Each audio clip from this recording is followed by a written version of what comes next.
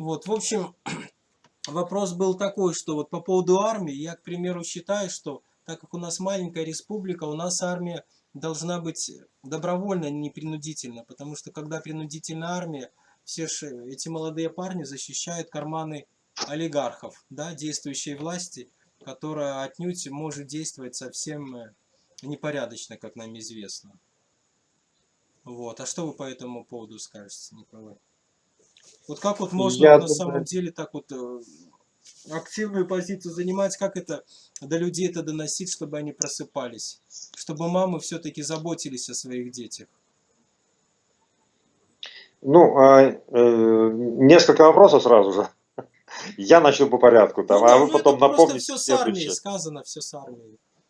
С армией связано. Тем более это тема Армия близко вам. не защищает интересы каких-то там олигархов. У нас вообще-то один олигарх, и его защищают КГБ, МВД и еще остальные там, по-моему, еще плюс 6 спецслужб, сколько он наплодил. Армия нужна для защиты государства.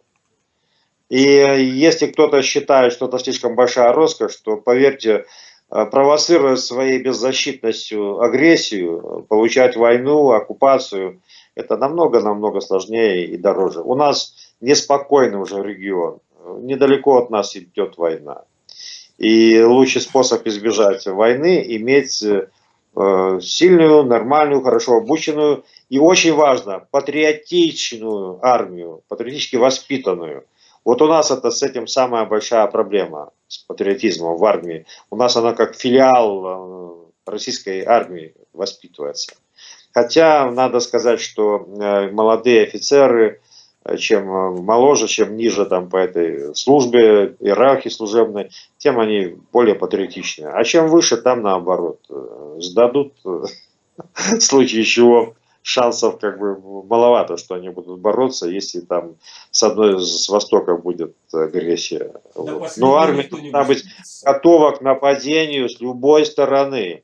Это политики могут дружить, там, парламенты там, принимать договоры о дружбе, заключать союзы, но сегодня один союз, а завтра другой, потом еще что-то. Армия должна быть готова защищать по всему периметру страну. Да.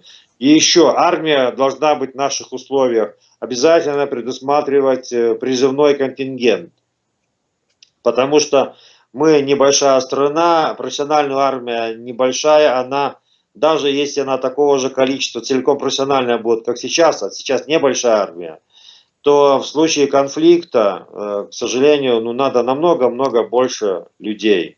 Необходима мобилизация, призыв, а призывники должны быть уже обучены, как обычно. Это должны быть там солдаты, сержанты, офицеры запаса. Поэтому армия, увы, в этом жестоком мире она нужна.